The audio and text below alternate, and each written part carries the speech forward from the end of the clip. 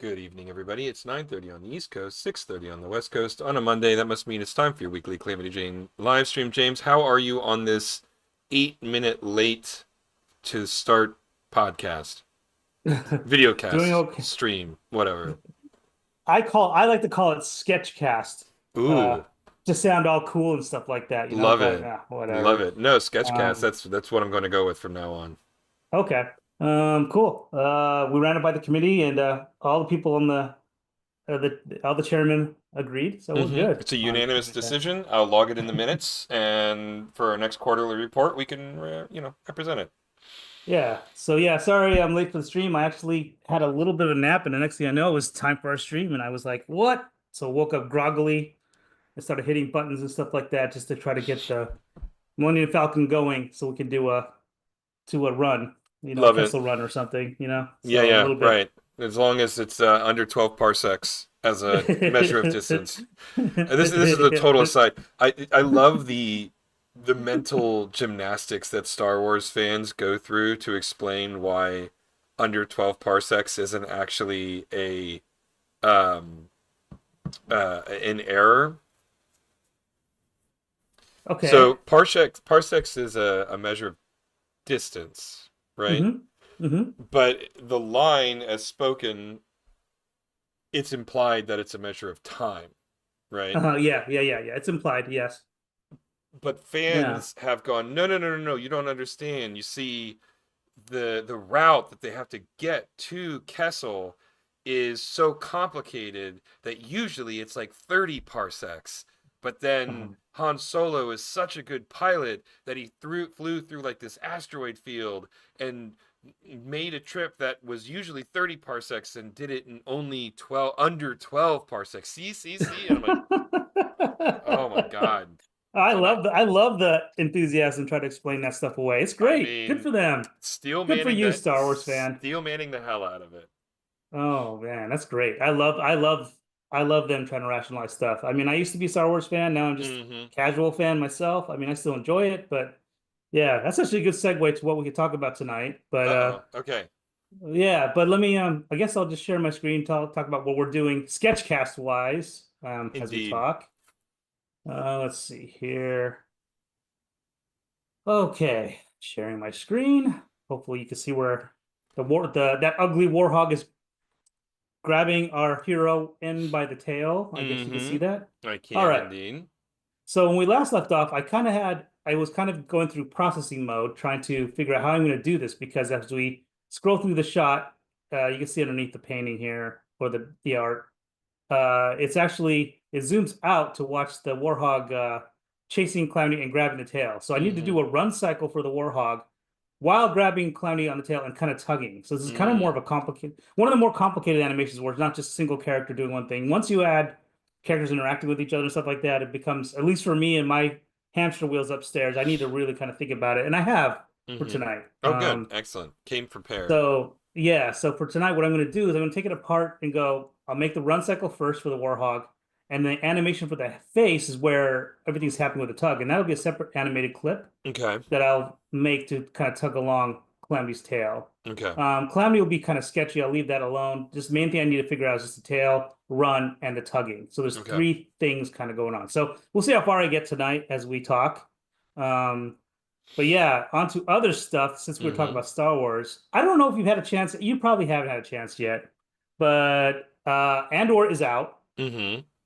and so I've watched the first couple episodes, but I don't know whether you've watched it or not. So I'm not sure whether how far we can go into that for tonight. Well, first off, I can't imagine anything good coming from the conversation with you regarding Andor because famously it's not your Yeah, favorite show. But no, no, no. I haven't seen it yet. I am loath to give Disney money. So my Yeah. plan, I've only got enough space in my heart for one corporate parasocial relationship, and Uh-huh. that slot's already taken. What's it Um, taken by? well, Nintendo, obviously. Oh, got it. I Um, mean, as far as media consumption though, I mean, hey, you enjoy Severance, right? Corporate media stuff there. So at least, true, true, true. But I I feel like figured maybe, you could kind of slide that aside and then go into Andor next is what I was figured, but Well, I mean, I'm right now. I'm still going through the Righteous Gemstones, and then Uh-huh. there's a new show on HBO with Seth Rogen called The Studio, which is supposed to Yeah. be brilliant, and so I'm gonna Mm-hmm. probably check that out. Basically, my plan is that when all of season 2 of Andor is out, um, you know, I'm gonna I'll subscribe to Disney Plus for 1 month, watch all of Andor, watch all of the Mm-hmm. new Daredevil show, and then Mm-hmm. immediately cancel it. Like that's my plan because Okay. those are really the only two things on that entire platform that I have any interest in. Mm-hmm. Um, That's a sounds like a good plan. And then you can kind of systematically cancel and need and re-up as needed. that's what I did with Um, Peacock. Like Netflix didn't have all the seasons of Brooklyn Nine Nine, so I subscribed to Peacock, finished off Brooklyn Nine Nine, and then did another run through of Parks and Recreation, and then canceled it. And then one of these mhm. days, I'll want to do Community again, or I'll want to do 30 Rock again, and I'll pick up Peacock again. And the reason why is because Netflix has memory hold several episodes of 30 Rock and the D&D episode of Community, and Mhm. so the only way you can watch those episodes now is on Peacock. Okay. So if I want to rewatch those shows, I'll resubscribe to Peacock. But for the time being, I have since canceled Peacock, um, uh, because there's no reason to keep that subscription for the time being. Yep. I get it. You have much more discipline than I do with subscriptions. I'd like to start getting into the habit of doing that, but I'm just too lazy, and I keep feeding corporate media empires left and Sure, right. sure, sure, sure. I'm one of those terrible patrons that do that. Well, And I you're the feel whale. guilty. You're the one they love, Yeah. man. Oh man, I'm terrible. Yeah, Um, it's all right. I'm doing the Lord's work for both of us. all right. Well, with Andor, I'll give just a quick, you know, impression so far of the season. You're right. I don't like Andor because of we've talked about it before on other streams. There's just certain things that break immersion for me, and Hmm. it kills all the seriousness of the show for me because of one or two things. For example, in season 1, this is not a spoiler now at this point, but in season 1, even in the recap, I found this funny because Amit and I we got ready to gear up to watch Andor season 2, and we wanted to watch the recap. So they go, "Here's a season 1 recap on Disney Plus. They have it already ready for you to go, ready to go." And okay, here's critique number one. It has nothing to do with Andor. It has to do with whoever runs their recap division or whatever. It's the worst recap I've ever seen for season for any season. All it is just watching a bunch of, I'm gonna really reduce it. It's not fair, but it's just watching a bunch of animated gifs strung together. You don't get any context, no story, nothing. You just see one scene, another scene, another scene, another scene, and you're supposed to, as a viewer, watch it and understand what. Well, why did they do that, or why did this happen here? No, you just watch scenes. And then I guess they assume that you're going to understand what's happening. No. So then I had to go to YouTube, and then I found a couple of guys that do screen, season reviews. It was excellent. Like took 4 minutes, and we were caught up on Andor season 1. But let's go back to the Disney version of Andor season 1 real quick just to recap alone. We're not even talking about season 2 yet. We haven't even gotten to Yeah. season 2. Man, all my processing power is going to that. I'm not even drawing right now because I got to talk to you about this part. Season 1 recap. The first thing you see is, you see Andor. Andor's his last name, right? I'm so Yes, annoyed with the show. it's Yeah. So Cassian Cassian Andor. Andor, Yeah. right? Yeah. So you see him walking down the alley, and of course, this is what kind of gets the ball rolling for him becoming even more of a heathen. He's already heathen. You know this. And then he goes down the alley. He's looking for his sister, I think, and he runs into two semi-security slash rebel. I mean, not rebel, Empire guys, and then he just has no problem, shoots them, bang bang, Hmm. right? And then he's on the run, and then he sets up. Oh, he's on the run. He needs to run. He can't. He's shooting people and everything like that. Yeah, and he fast forward, and then he gets to that one part where this is where to me it started losing me. They just gloss over. Cassian has the other side of the coin, which is a corporate empire guy. I can't remember his name. He's all clean cut, shaven. He has a terrible mom. You know what I'm talking I know about. who you're talking about. Yeah. Yeah. They don't even bother showing that scene where he has a gun to his head and he can blast him at any point. And instead it just cuts to them getting away on their little cycle, no Mm. problem. No problem whatsoever. And if you recall, this is my biggest hang up for Andor season 1 in the early part. It's like, dude, you had no problem offing two guys, and you can't off the main guy who's clearly going to be your thwart. He's going to be the thorn in your side for the rest of the season, and they need to keep him alive. So you just run? Are you serious? You had no problem shooting anybody else on the way out the door. doing Western stuff left and right. Oh, but this dude, I don't know why my blasters have bullets in it anymore or something like that. You could tell how I don't know why I'm so angry about this, but I am. It's just so annoying that this It's happened. Okay. it's Um, interesting to me. Yeah. Okay, go yeah, ahead. yeah. So if you're gonna write something so great, you gotta run through the tape or whatever you want to call it, whatever term you need to use. You gotta think about this stuff. If you want to make this character a heathen, well, he has no problem killing anybody that's in his way for his impression of what's supposed to be great and good. And this dude clearly was not good for him. And he's with the leader of the rebellion, the inspirational father figure for the rebellion, all this stuff. They're all together, no problem. This both these dudes are completely they have no problem killing anybody around them, and they just let that go. Anyway, that's just the recap. It goes right past it, glosses over that part. Doesn't even show you that scene. Just shows him blasting away on the bikes. I just roll my goes. Yeah, of course they didn't. They didn't want to show him not letting somebody live in that, like actually letting somebody live. And then it cuts another scene where he shoots one of his crew, like one of the camp guys. The actor that now is the Thing in Fantastic Four. He's a great Mm-hmm. actor. But they Mm-hmm. shoot his Mm-hmm. character. He has no problem blasting him. Oh wow, once again he's back to being Han Solo-ish. Wait, you were humanitarian, literally a couple of planets and parsecs away. Now you're not. Come on, man. What is this? You just want he's had no. You just killed him because there's no point in the story anymore, so they offed him. It's like, oh, Eric, it just drives me nuts because I want Andor to be really good. I want to share the same joy that you have for it and the rest of the world, 99% of the rest of the world. I love the show. I can't. It just drives me crazy. Okay. Oh man, I gotta let you speak as much, say something because I haven't even started drawing it. I'm so irritated by it. Yeah. I So have, anyways, what are your yeah, thoughts? I have literally no comment. You are Oh no. 100% correct, right? Oh I jeez. cannot dispute that, and that was my least favorite scene in the entirety of season one.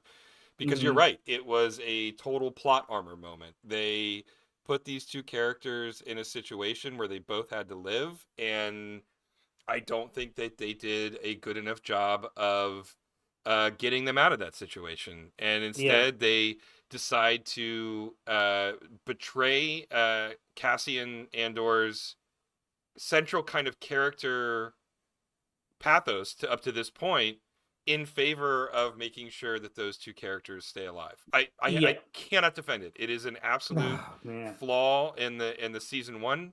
So I'm not even going to try to defend it. Gotcha. What I will say is that that is in the grand scheme of things an unbelievably for me Yeah, um yeah, I get it. minor thing because when I think of Andor, I think of, and I know this wasn't your favorite either because there were some logical fallacies that I disagree with you about in the whole prison Hmm. prison sequence. There Yeah, were sure. elements of that bothered you that didn't bother me. Yeah, um yeah. and I loved the duality of the storyline between Andor and what's his face, who's the character that we're talking about, whose name I don't remember. I Hmm. love that it went back and forth. Mon Mothma was such an Hmm. incredibly compelling character, and I enjoyed every Hmm. scene that she was in, and Hmm. the relationship to her sister, and then her sister's relationship with her partner, and then them being I mean, like that. The character dynamics for most of the show were just so phenomenally well done. And then to cap it all off, that monologue that Stellan Skarsgård gives in the bowels of Coruscant um, was just shockingly good. I mean, it's just this. Oh, it was like that monologue alone should have gotten an Emmy for acting. Quite frankly, I mean, Stellan Hmm. Skarsgård is a phenomenal Yeah. actor. So, Hmm.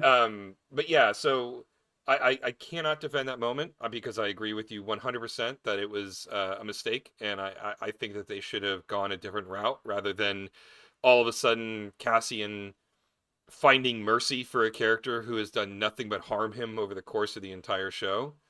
Hmm. But that being said, nothing is perfect, Yeah. and in the grand scheme of things, that wasn't, while I agree with you that that was a bad moment, it did not impact my overall, uh, love for the show.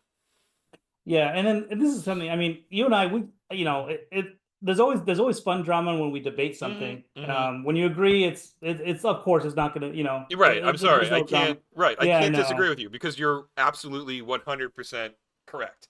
And But what this does raise up, and it's curious, and again, this might maybe again more human stuff, but your tolerance for certain type of bullshit shit is different than my tolerance for certain kinds right. of bullshit. Because you and I will have this conversation sometimes with movies and stuff like that, Yeah. well, quite Yeah. a bit, but our tolerance levels are just differ on certain And things. and and It's at so least for funny. me, I mean, I can't. I'm not gonna.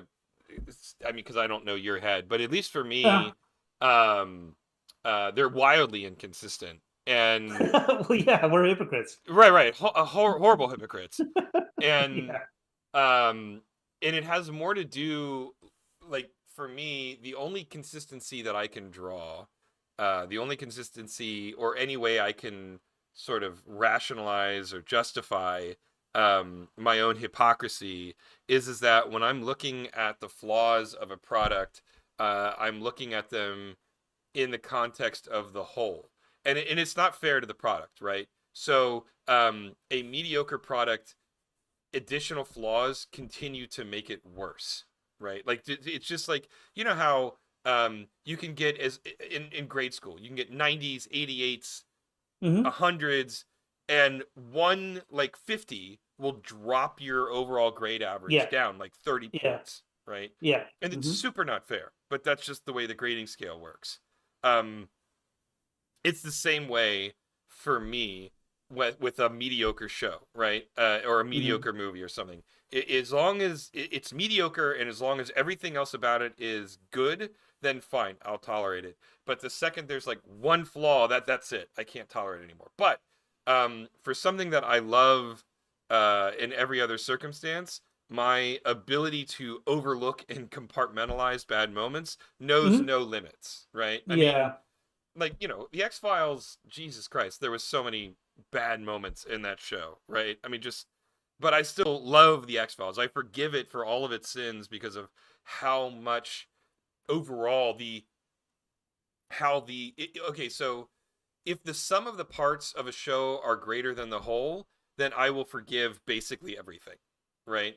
But Hmm. if the sum of Hmm. the parts equal the whole or are less than the whole, then I will be relentless on everything, right? Hmm. and Hmm. and so that's why, like, the same flaw in something that I love doesn't bother me as the same flaw in something that I am just meh about, right?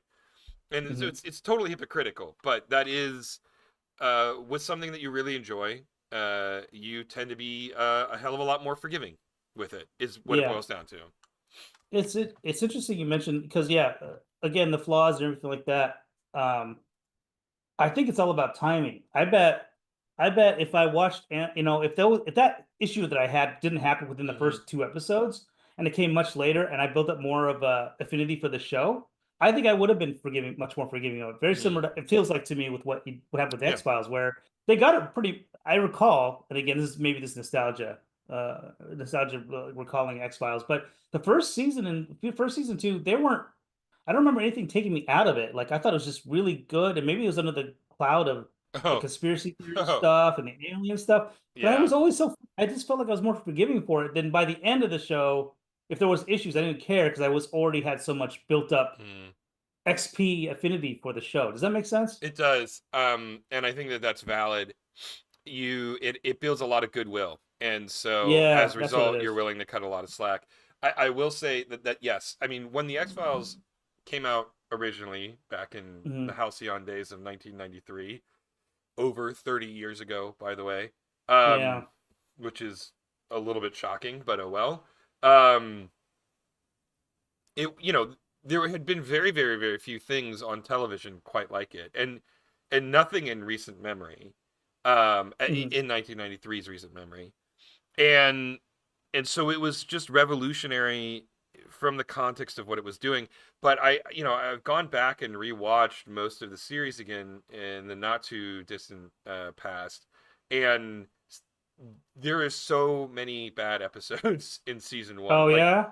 And episodes that I thought were so cool when I was a kid, I rewatched and I'm like, oh Hmm. my god, this is so unbelievably bad. Like, what were you thinking, kind of a thing? Yeah, Like, right. Yeah, and I think everybody was sort of that way. I mean, X Files was so outside of what people had really seen before that the in and I'm sorry, my thoughts are kind of fractured on this, so I apologize for jumping around. But the to a certain extent, the X Files became a victim of its own success, because it did these revolutionary things that no one had done before, and not surprisingly, everybody's like, "Holy shit, that's a great idea!"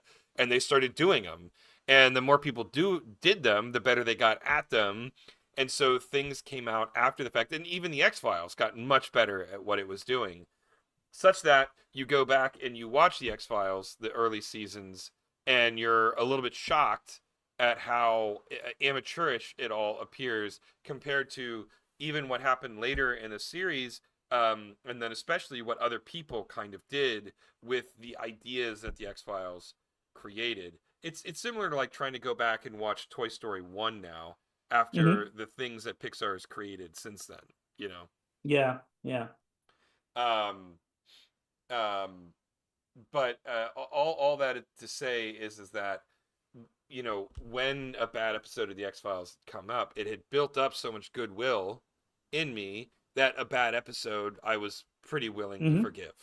Right. Yeah, yeah, yeah. So I think with Andor being so new, it just didn't because I'm still kind of judging it. Mm-hmm. Um, being so new, yeah, those are just things that were like hair triggers. Like I don't want to get too attached to the show because of this, and then that's what Mm. happened. Mm.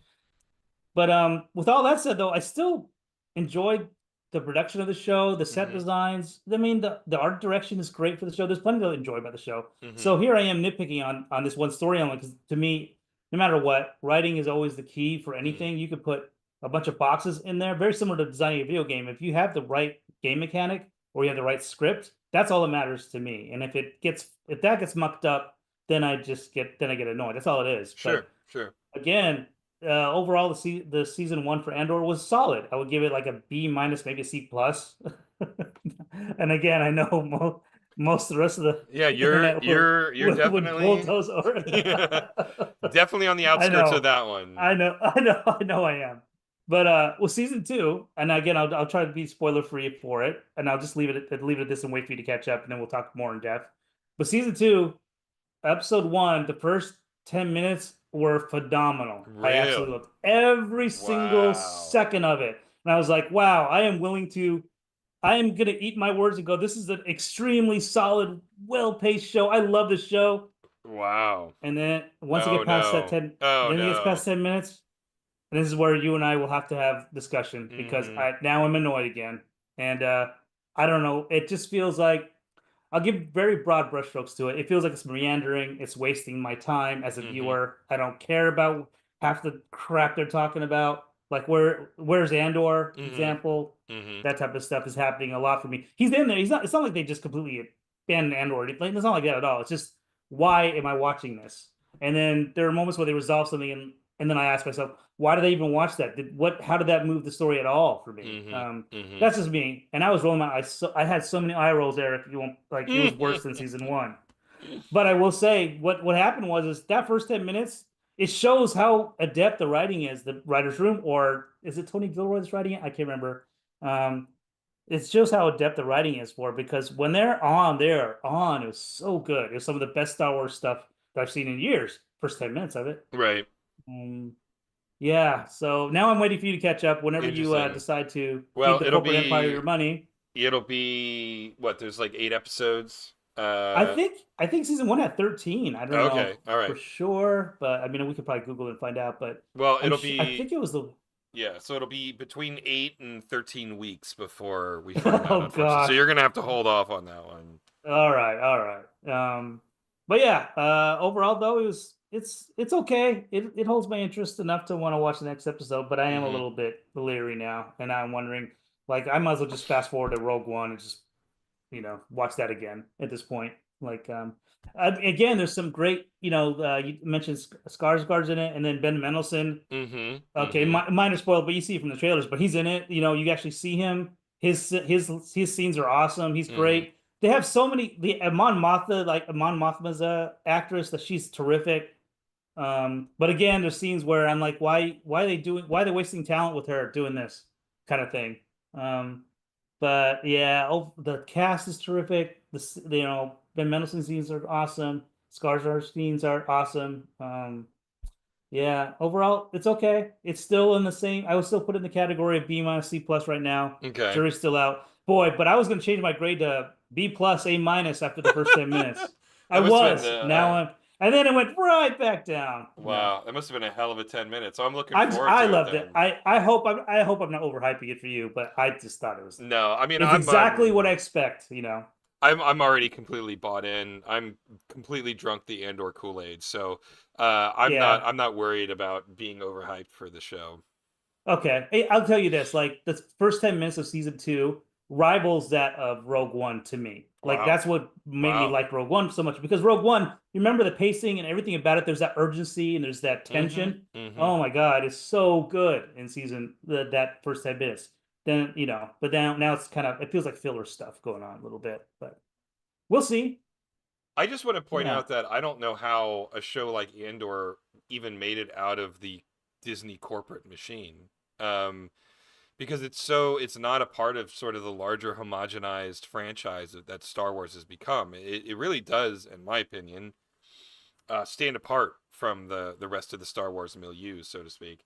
Uh-huh. Uh-huh. And so in as much as uh the fact that the show exists, I think it's incredibly impressive because I haven't, frankly, really liked Star Wars in a very, very long time.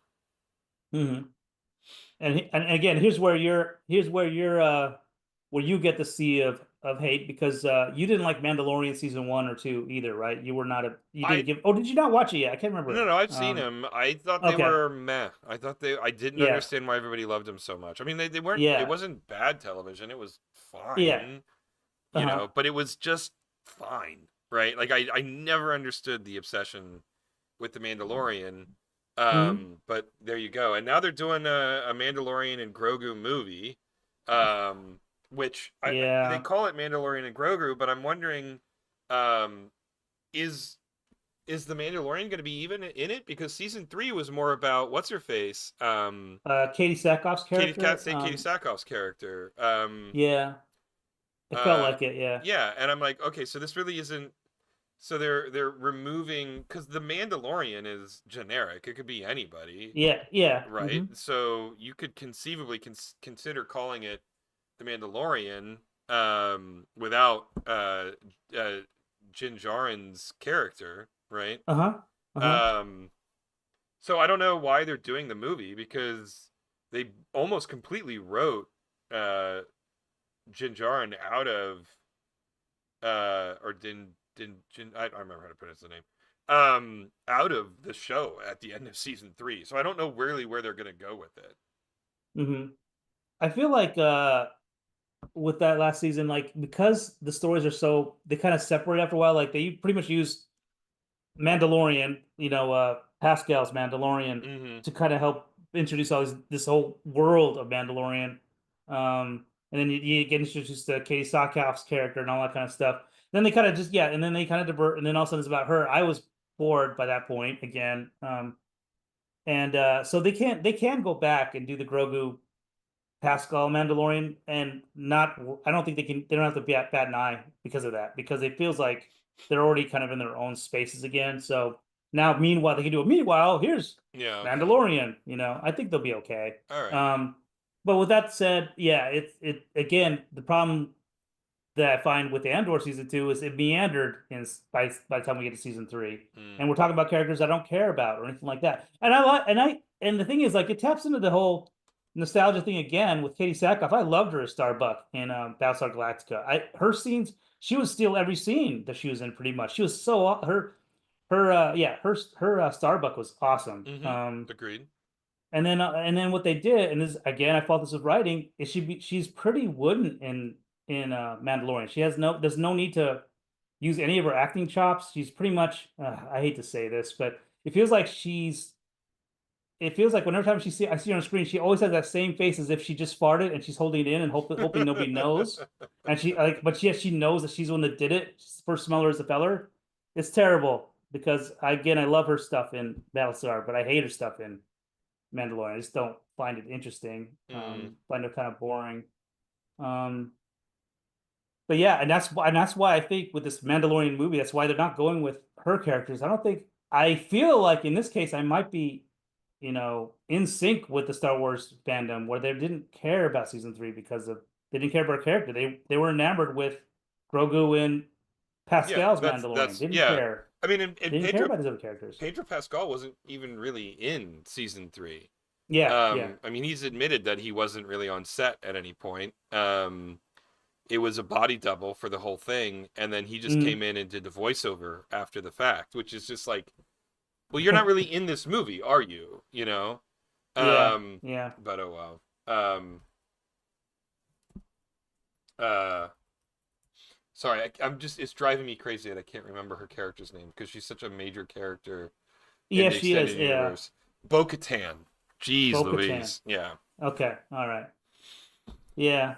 Um, there was some fun lore in there too with the dark. Is it black lightsaber or dark lightsaber? I can't remember what it The is. dark saber. Yeah. The dark saber. Yeah, and then having what's his name? What's the actor's name? Esposito. What's the guy from Breaking Oh, Bad? Giancarlo Esposito. Yeah. Yeah, he was kind of fun as a character, but Mm-hmm. Mm-hmm. now it's a couple years past, and I think they've Moff already. Gideon. Yeah. Yeah, he was intriguing, but yeah. Now at this point, I just don't know where they're gonna go with it. Um, I yeah, mean, Boba Fett, that show was terrible. It yeah. wasn't good either. Waste of time and And then like talent. halfway through it, it just turned into episodes of The Mandalorian, and Boba Fett wasn't even in it, Yeah. which is just sort of bonkers to me that they did that. Yeah. And it makes me feel like they don't like the writer's room for Star Wars stuff is still chaotic, I feel like, because of that. There's no cohesive central, map to kind of follow. At least with George Lucas, he had some sort of map, even though we Right. as fans disagree with a lot of his stuff, at least we knew there was like one conduit to kind of go to for source of truth a little bit. And then Mm-hmm. you could convince that truth to maybe go direction or not or some direction. But with who was running it? I think she's stepping down now, but Kathleen Kennedy, Kathleen Kennedy. Yeah. ever since she's taken over, I don't think anybody's been happy with the stuff that's been pushed out. Not only that, but just how she yeah, I recall when she first started how she quote unquote trimmed the fat of a lot of really good stuff, including the Star Wars kind of equivalent to the Nintendo Amiibo stuff. What was it Mm-hmm. called? Disney Disney. Infinity. Yeah. Yeah, that stuff. The And those things designs were are incredible. awesome. Yeah, I know. I He know. was part of that killed that off with the Star Wars stuff. I know I have friends that lost jobs because of Yeah. her because of her baby, so she axed it pretty Yeah. much. So here we are, and all of her quote unquote babies herself, they're pretty mediocre, pretty terrible. She's had a couple of lucky runs where she lets people kind of sit in a room and do stuff on their own. It feels like Andor, maybe and Mandalorian when it first started out, only to maybe get tainted later. But this Andor season two maybe might be the last thing she'll get a credit on it, but hopefully she doesn't. We'll see. Hopefully it doesn't suffer in mediocrity like the rest of the Star Wars stuff has happened under her watch. Yeah. That's I don't know. You have to kind of put responsibility somewhere, and she's the George Lucas of the franchise since he got bought out, right? I don't know. That's how I see it. Yeah, I would love to, and I don't know that it exists anywhere really outside of George Lucas's head, but he apparently, when he sold Star Wars Lucasfilm to Disney, the purchase included his treatments for episodes 7, 8, and 9. Okay. Um, and they took one look at those and went, no thanks, and threw them away completely and just started from Oh scratch. Yeah. man. I mean, it's hard to say what to do here because he is responsible for giving us Phantom Menace and all the terrible prequels, and Revenge of the Return of what was it, Revenge of the Sith, whatever it's called. The third one was probably the strongest one out of those three. So I don't know. What do you do in that situation? I do think that he is allowed to make even more mistakes. I mean, it was his vision originally, so why not just see it through? and now we're gonna go down conspiracy rabbit hole stuff. But boy, the whole Darth Jar Jar thing would have been really cool.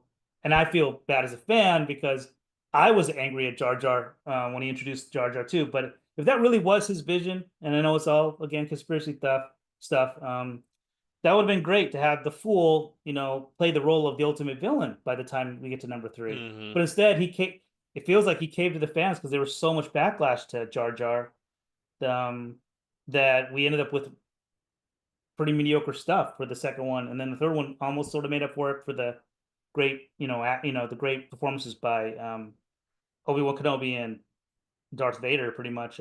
Hayden Christensen and Ewan McGregor, they were both terrific in that by that time. But it was a little too little, too late. Yeah, I, Yeah. I mean, I remain a firm fan of the prequel trilogies. Hmm. Hmm. They haven't aged particularly well, more because of the CG than anything else. I will grant that they are deeply flawed movies, but to me, there was a lot of really, really good ideas Uh-huh. in them that are really, really enjoyable to watch. And there was a really interesting article, and I couldn't even find it for you anymore, but someone wrote a really interesting article that I read once that discussed how the prequel trilogy was an extension of the Joseph Campbellian monomyth, which, Uh-huh. George Lucas famously is obsessed with Yeah. the hero with a thousand faces, right? And the Hmm. concept of the Hmm. monomyth is the larger tapestry with which the hero's journey belongs in, right? Hmm. And um so um he made in my opinion, the author made a pretty compelling argument that Lucas was intentionally writing the prequel trilogy the way he did because he was extending the monomyth metaphor beyond the hero's journey that he established in the original trilogy. Hmm. um and I would be curious to see what the treatment, like I said, for his version of 7, 8, and 9 would have been. But more than anything else, the thing that I appreciate about the prequel trilogy, which I feel like people are coming to appreciate in retrospect, is the fact that you can say a lot of bad things about the prequel trilogy, but one thing you can't say about it is it was nostalgia baiting, right? Hmm. Um, Hmm. you had the familiar concept of Jedi's, you had the looming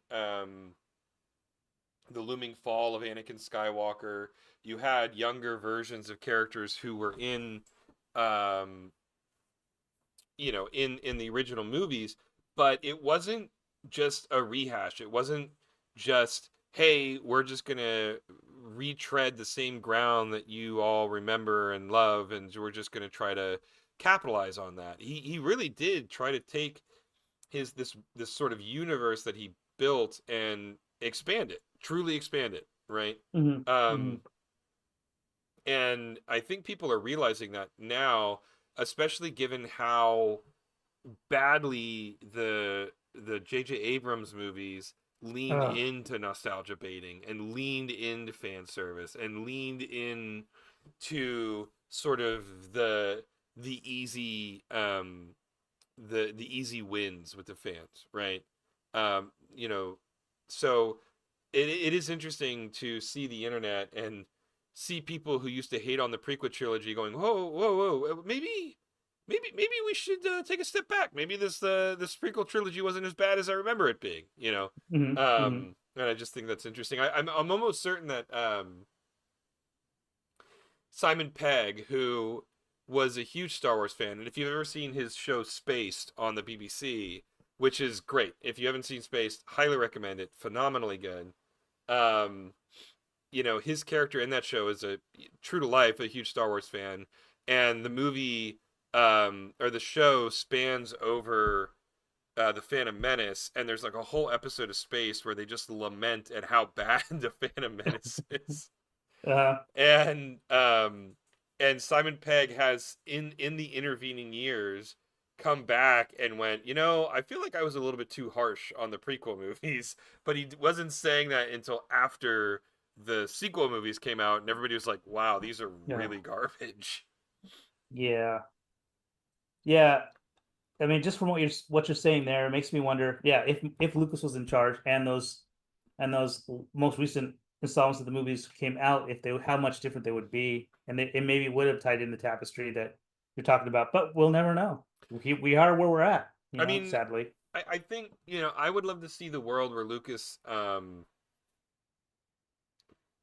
played the role that he sort of played in in in the Empire Strikes Back and Return of the Jedi, where um, he's sort of the keeper of the lore, Yep, yep. I think and that's where he works the best. Yeah, right, exactly, and let a more competent screenwriter write the script, let a more competent director direct the movie, but then at the end of the day, he sort of comes in and can from on high go, no, this isn't within my yeah. vision. Fill in the cracks here. Dust Mm-hmm. this off here. Yeah, So out of for me, Empire is still my favorite Star Wars movie Sure, out of all of sure. them. And I think Lawrence Kasdan wrote that. I He think, or co-wrote it Erwin with, yeah. Kershner. Irvin I Kershner was can't the remember. director. Caston was Okay, credited as the writer. Yeah. yeah.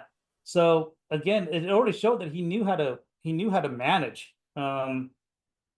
And then when he got to these prequels, then he didn't become a manager; he became everything. Mm-hmm. And then I think that's Mm-hmm. what that and that's where it shows.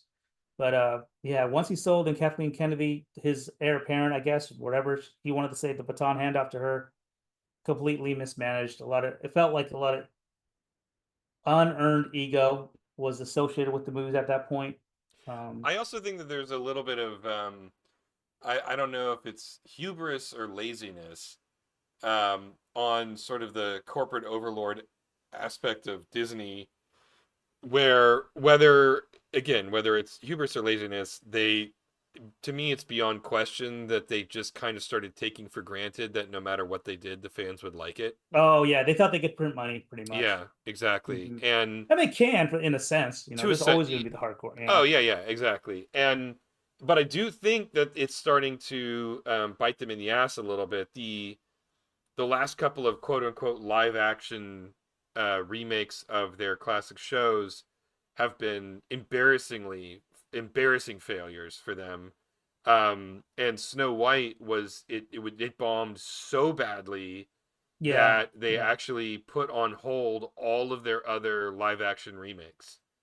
It's Um, interesting because they've been obsessed with this remake crap for a while, where they make everything live action, and it yeah, feels like it's been middling success, but it also feels like justification to spend some money and to make something just to put it out there instead of putting quality into it, or trying to create new IP.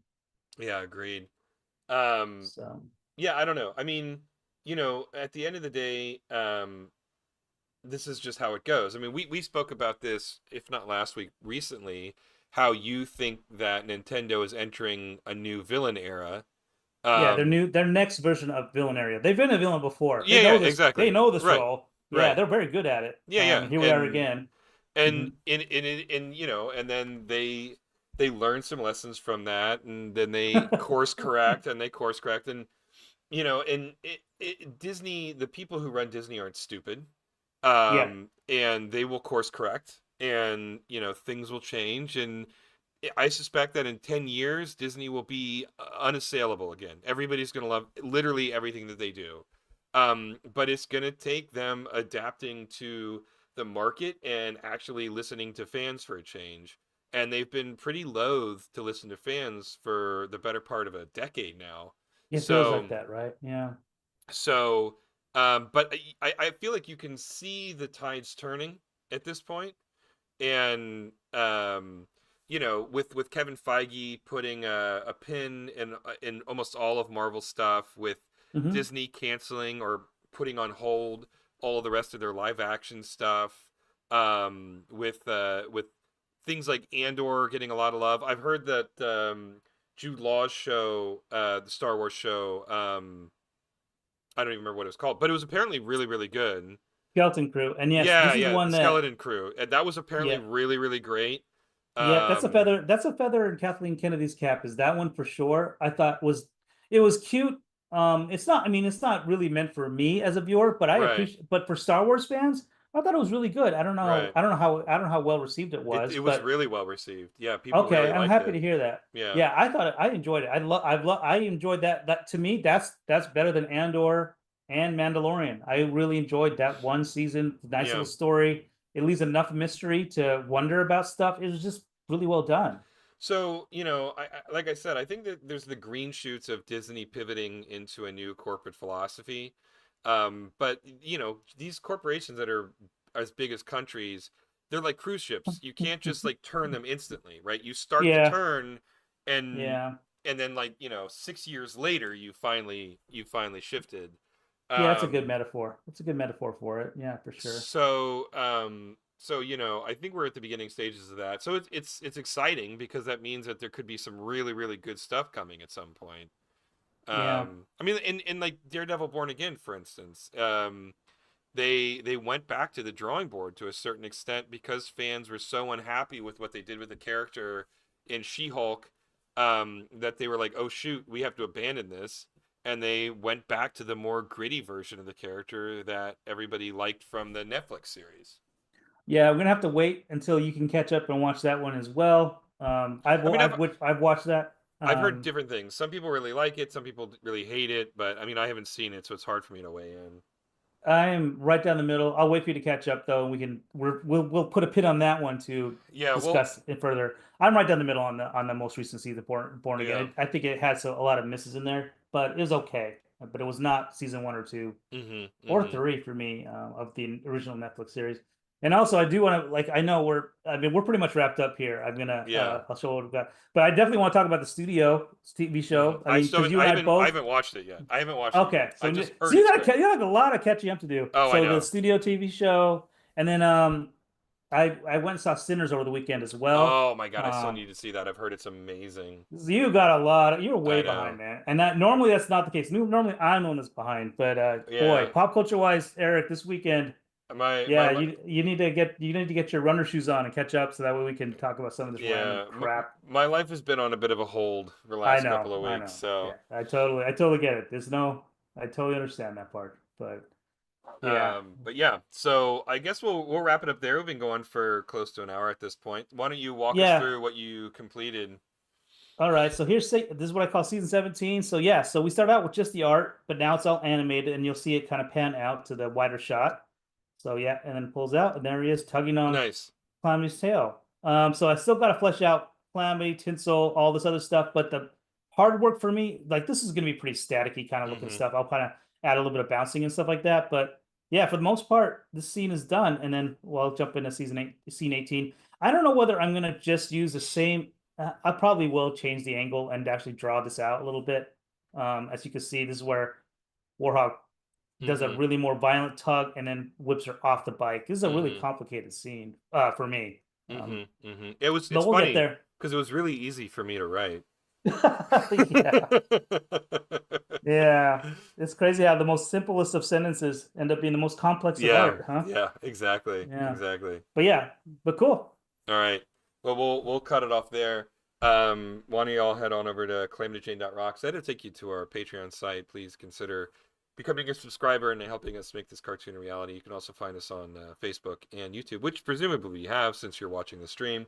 We also update stuff on Instagram as well. So if you're more of a Gram follower, you can get all of our updates there as well. In the meantime, we'll be back next week at the same Calamity time, same Calamity channel. Until then, good night, everybody, and stay safe out there.